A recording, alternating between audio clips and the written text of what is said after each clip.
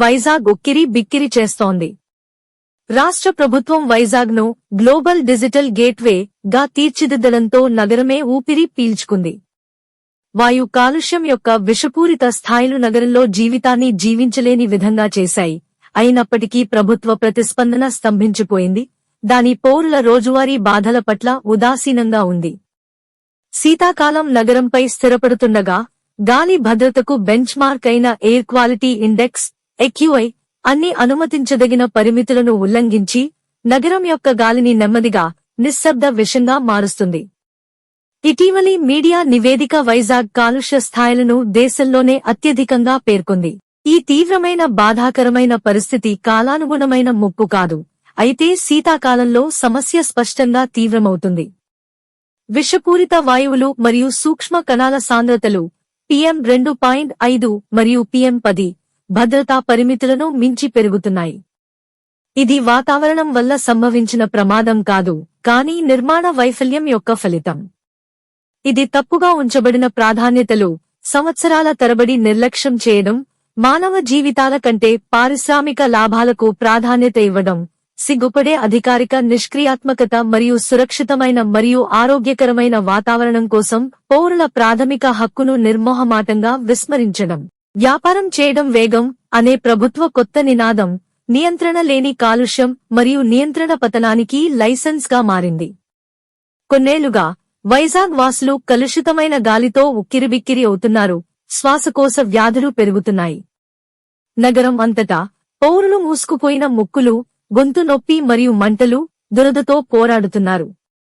Asthma attacks, chronic bronchitis మరియు కాలుష్యం ప్రేరిత రుగ్మతలు చాలా ప్రమాదకర స్థాయిలో పెరుగుతున్నాయి. పారిశ్రామిక ఉద్గారాలు మరియు అధిక ట్రాఫిక్ జోన్ల చుట్టూ ఉన్న ప్రాంతాలు చెత్తగా ఉన్నాయి.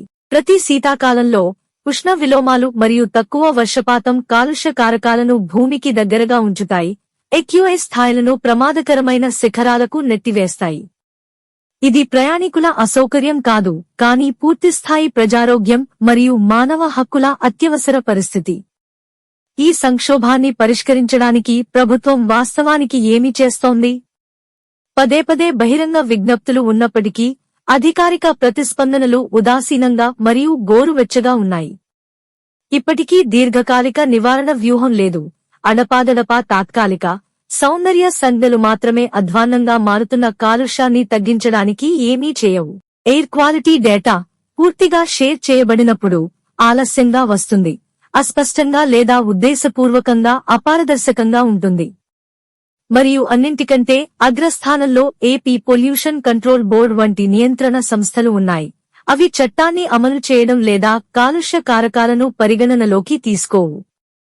ప్రజారోగ్యం మరియు పర్యావరణాన్ని పరిరక్షించడానికి వారి చట్టబద్ధమైన ఆదేశాన్ని ద్రోహం చేయడం ద్వారా వారు తరచుగా ఉల్లంఘించేవారిని రక్షించే మార్గాల్లో మరియు శిక్షార్హత లేకుండా ప్రవర్తించారు.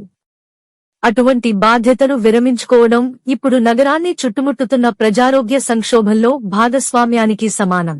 పటిష్టమైన మరియు విస్తృతమైన ప్రజా రవాణా నెట్వర్క్, కఠినమైన ఉద్గార నియంత్రణలు, పారిశ్రామిక జవాబుదారీతనం మరియు సమర్థవంతమైన కాలుష్య పర్యవేక్షణ వంటి గ్రీన్ ఇన్ఫ్రాస్ట్రక్చర్లో పెట్టుబడి పెట్టడం కంటే ప్రభుత్వం సంక్షోభాన్ని చిన్న చూపును కొనసాగిస్తోంది. ఇది ప్రకృతి వైపరీత్యం కాదు, ఉదాసీనత మరియు నిర్లక్ష్యం వల్ల మానవ నిర్మిత విపత్తు. ఇప్పటికీ సమగ్రమైన క్లీన్ ఎయిర్ ప్లాన్ లేదు, సకాలంలో హెచ్చరికలు లేవు, తక్కువ ఉద్గార ప్రాంతాలను నిర్దేశించలేదు మరియు నిరంతర ప్రజా సలహాలు లేవు. నిబంధనలను ఉల్లంఘించే వారు శిక్షార్హత లేకుండా పనిచేస్తారు, తరచుగా అధికారిక నిష్క్రియాత్మకత ద్వారా రక్షించబడతారు. ఇటువంటి నిర్లక్ష్యం ప్రజారోగ్యం మరియు పర్యావరణాన్ని పరిరక్షించడంలో రాష్ట్ర బాధ్యతను తీవ్రంగా విస్మరించడం, తద్వారా అసంఖ్యాక నివాసితులకు తీవ్రమైన ఆరోగ్య పరిణామాలు ఏర్పడతాయి. నమ్మదగిన డేటా మరియు ఖచ్చితమైన కొలతలు లేనప్పుడు వైజాగ్ యొక్క విషపూరితమైన గాలి యొక్క పూర్తి మానవ వ్యయం దాగి ఉంది. అయినప్పటికీ అందుబాటులో ఉన్న పరిమిత సాక్ష్యాలు కూడా నగరం ప్రతిరోజూ విషాన్ని పీల్చుకోవడం వల్ల వేలాది మంది అకాల మరణానికి గురవుతున్నారనడంలో సందేహం లేదు.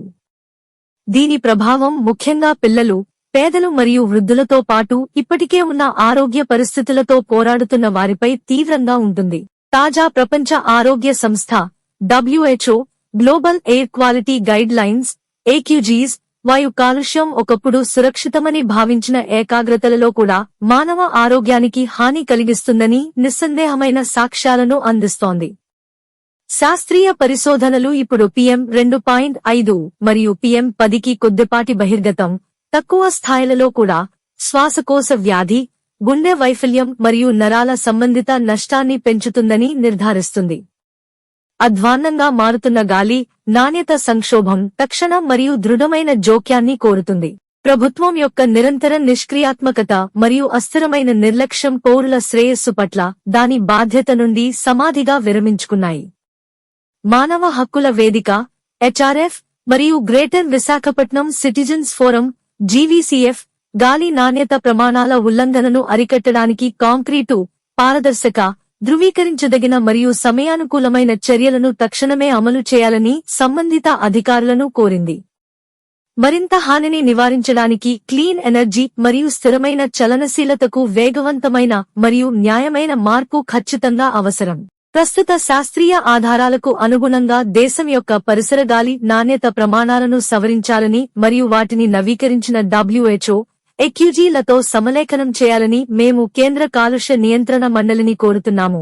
తద్వారా విధానం వాస్తవికతను ప్రతిబింబిస్తుంది మరియు తిరస్కరించబడదు. విఎస్ కృష్ణ, HRF ఆంధ్రప్రదేశ్ మరియు తెలంగాణ కోఆర్డినేషన్ కమిటీ సభ్యుడు. సోహన్ హతంగడి, అధ్యక్షుడు, greater Visakhapatnam citizens forum GVCF. 12 December 2025 Visakhapatnam. Uttarandhra అభివృద్ధి వేదిక వీక్షకులకు నమస్కారం. మన ప్రాంత సమస్యల పరిష్కారం కోసం నిరంతరం కృషి చేస్తూ ప్రచారం చేసే ఈ ఛానల్లో సభ్యులవ్వండి. వీడియో లైక్ చేయండి, షేర్ చేయండి.